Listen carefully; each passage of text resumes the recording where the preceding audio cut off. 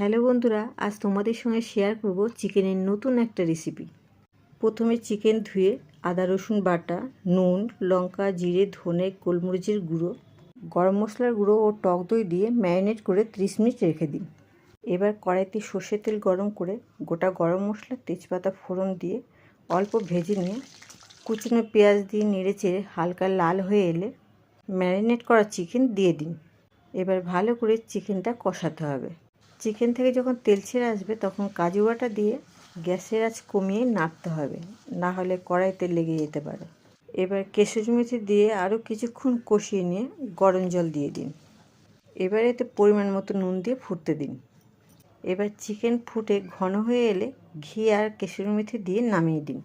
এই চিকেনের সাথে রুটি, লাচ্ছা পরোটা, নান সব কিছুর সাথে ভালো লাগে। রেসিপিটা যদি তোমাদের ভালো লেগে থাকে তাহলে like, comment, share and subscribe করে দিও।